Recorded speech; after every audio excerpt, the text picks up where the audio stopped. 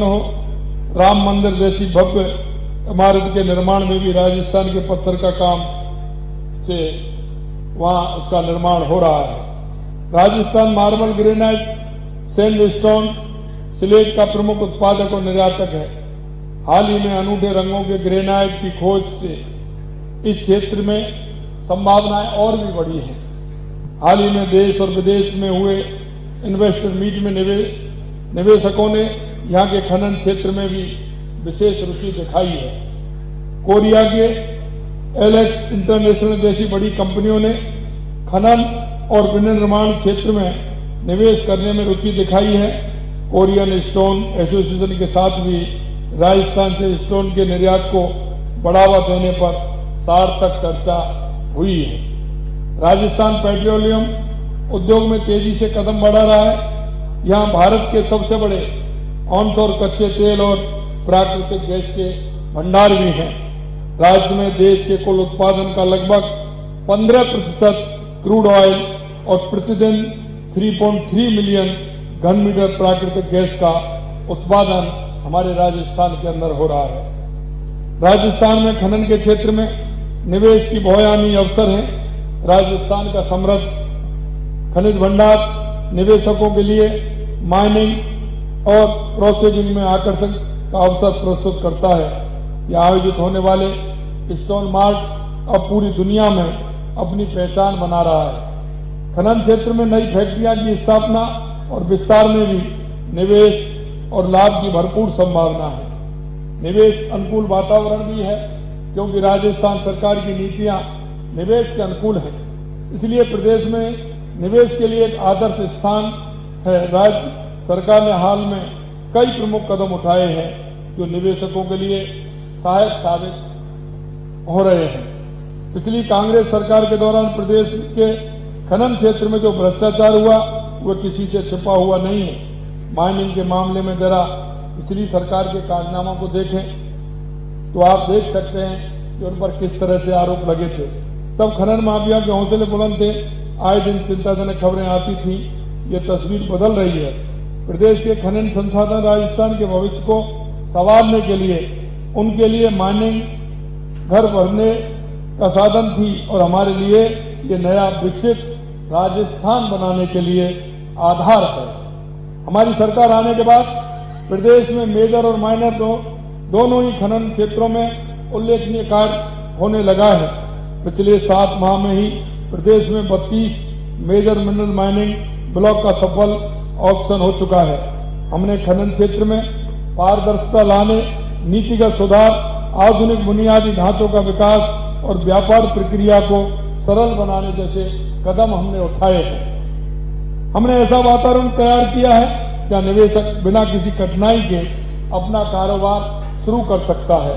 हम खनन के क्षेत्र का टिकाऊ और जिम्मेदार पूर्ण तरीके से विकास करने के लिए राजस्थान खनिज नीति 2024 जारी करने जा रहे हैं, जिसमें खनन क्षेत्र को लाभकारी निवेश के अनुकूल बनाया जा रहा है। राजस्थान उद्योग प्रोत्साहन योजना रिट 2024 में मिनरल प्रोसेसिंग को थ्रस्ट सेक्टर का दर्जा देकर अतिरिक्त प्रोत्साहित दिए जा रहे हैं। प्रदेश की जीडीपी में खनन की 3.4% हिस्सेदारी को 2029-30 तक बढ़ाकर हम 5% करने का लक्ष्य हमने बनाया है। बजरी के विकल्प के रूप में हम सैंड को बढ़ावा देने के लिए हम शीघ्र ही राजस्थान एम सैंड पॉलिसी 2024 जारी करने जा रहे हैं। एम सैंड इकाइयों को 10 वर्ष के लिए राज्य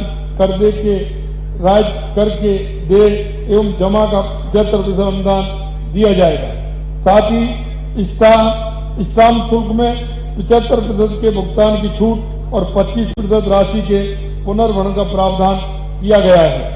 हमने खनन और औद्योगिक क्षेत्र के विकास के लिए बुनियादी ढांचों में भी तेजी से सुधार किया गया है। और मैं कहना चाहता हूं कि आपने देखा होगा, क्योंकि मैं जापान गया था और जापान में जब मैंने देखा, क्योंकि राजस्थान के अंदर जापानी जोन जो हमारा निमराना में बना हुआ है, मुझे बड़ी खुशी होती है कि जब जापान में गया तो उन्होंने अपनी बात रखने से पहले कहा कि हमारी जितनी भी हमारी कंपनियां हैं उन सभी कंपनियों ने राजस्थान में जो हमने इकाई लगाई है उन्होंने 3 से 4 गुनी मुनाफा कमाया है। तो मैं विश्वास दिलाता हूं कि, और आपको भी कहना चाहता हूं कि जो राजस्थान में खनिज के माध्यम से जो आपको मुनाफा मिलता है, निश्चित रूप से आप उसको भी दिखाइए, क्योंकि जिससे कि आने वाले व्यक्ति को प्रोत्साहित मिले। क्योंकि मैं देखता हूं कि मुनाफा तो उसमें होता है, लेकिन हम उसको दूसरे जगह पर दिखाते हैं। इसलिए मैं कहना चाहता हूं कि हर क्षेत्र में, अगर खनन के क्षेत्र में भी, क्योंकि हम जब काम करते हैं तो निश्चित रूप से उसमें मुनाफा होता है, उसको उन्होंने एक कैलेंडर बनाया। उन्होंने कहा कि हमको 3 महीने में इतनी मुनाफा हुई, 6 महीने में, 9 महीने में और 1 साल में। और उन्होंने अपना कैलेंडर स्पष्ट रूप से कहा कि राजस्थान में जो हमने हमारा निवेश किया है उससे कई गुना हमें प्राप्त हो रहा है। हमने प्रदेश में 53,000 किलोमीटर लंबे सड़क नेटवर्क और 2,750 किलोमीटर लंबाई के 9 ग्रीनफील्ड एक्सप्रेस के निर्माण की भी कार्रवाई प्रारंभ कर दी है, जिससे कि आपको किसी भी तरह की कोई परेशानी नहीं हो। एक और मैं कहना चाहता हूं कि हमारे यहां से दिल्ली मुंबई फ्रेट कॉरिडोर भी राजस्थान से गुजरता है, जो माल और सामग्री के परिवहन को अधिक सुगम बनाता है। इस डेडिकेट फ्रंट कॉरिडोर के साथ 300 किलोमीटर का औद्योगिक कॉरिडोर हम विकसित करने जा रहे हैं, जिससे हर क्षेत्र में उसको काम मिले। और मैं कहना चाहता हूं कि स्टोन पार्क जैसा कोई अगर डेवलप हो, अगर ऐसे हाईवे पर डेवलप होगा तो निश्चित रूप से राजस्थान की भी पहचान बनेगी और आने वाले लोग वहां ज्यादा से ज्यादा आकर के अपने कार्य को प्रारंभ करेंगे। आप राजस्थान के विकास में महत्वपूर्ण भूमिका निभा रहे हैं। मैं आप सभी से आग्रह करता हूं कि राजस्थान में और अधिक निवेश करके इस विकास यात्रा में आप भागीदार बने। आपकी भागीदारी से हम राजस्थान को देश का सबसे तेजी से विकसित होने वाला राज्य बना सकते हैं। आपकी भागीदारी हमारे राज्य की आर्थिक प्रगति को प्रोत्साहित करेगी और हमारे युवाओं को नए रोजगार सृजित करने का कार्य भी करेगी। मैं आपको 9, 10, 11 दिसंबर 2024 को जयपुर में आयोजित होने वाले rising Rajasthan global investment summit 2024 में आमंत्रित करता हूं और इस समिट में आपकी सहभागिता हमारे लिए अत्यंत महत्वपूर्ण है, क्योंकि आप इस क्षेत्र में काम करते हैं। तो आपको जानकारी भी है कि देश के अंदर ऐसी कौन सी कंपनियां हैं जो राजस्थान में आ सकती हैं। दुनिया के अंदर भी आपका संपर्क रहता है, ऐसी कौन सी कंपनियां हैं जो राजस्थान के अंदर आ सकती हैं, उनको भी आने का अवसर प्रदान करें। उनका अगर वो आएंगे तो निश्चित रूप से राजस्थान हमारा ऊंचाइयों को छुएगा। हमने जो राजस्थान में जो वायदा किया है, हम निश्चित रूप से कहना चाहते हैं, हम इस क्षेत्र में भी किसी भी प्रकार की कोई कोर कसर छोड़ने वाले नहीं हैं। मैं आपके माध्यम से कहना चाहता हूं कि राजस्थान में जो हमने हमारी इस पॉलिसी में जो कहा है, हम निश्चित रूप से ऐसी पॉलिसी निर्धारित कर रहे हैं कि जो हमारा कोई भी निवेशक अगर आता है उसको किसी तरह की परेशानी नहीं हो।